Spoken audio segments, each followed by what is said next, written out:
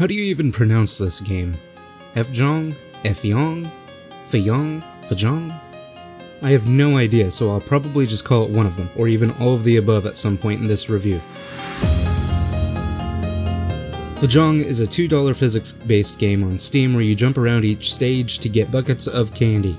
With various puzzles and challenges along the way, you have to change the velocity of your jumps as well as look for the correct positioning to beat stages in fewer turns to achieve higher ratings on each stage, 3 stars being the max.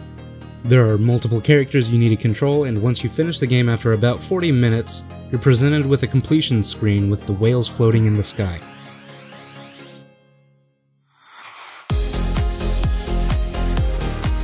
This game has an easy-to-understand core, with mostly intuitive controls and seemingly simple game mechanics. When you look at it, it doesn't really look like all that bad of a game, keeping in mind, of course, the core audience that it would appeal to.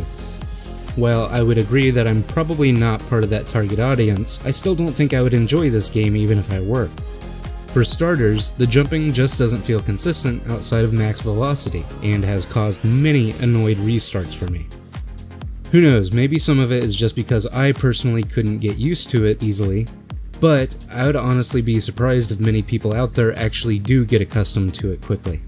Another problem for me, and this might be the biggest one, is actually the bucket of candy itself. The main challenge was never figuring out the puzzles or even executing them usually, but rather trying to get into the bucket of candy afterward.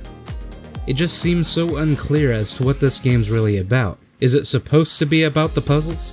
Is it supposed to be the challenge of getting into the bucket? Maybe it's a combination of both, but it feels to me like the developer just couldn't decide.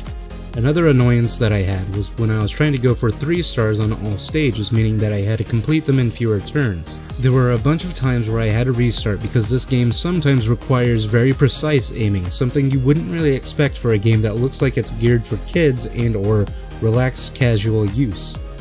Again, it just doesn't really feel like that this game quite knows what it's trying to be, and I think that can cause a lot of frustration for people after they buy the game. To be fair though, it is only available on Steam, and the game doesn't take 2 hours to beat, so it's probably quite easy to get a refund if you're not happy with the purchase. This game is only $2, and so if you're really okay with that and still want to purchase this game, just know that it doesn't feel fleshed out, at least in my opinion, but otherwise I think it's probably still a decent game for someone out there, just not me. But hey, whatever your decision, always remember to have fun.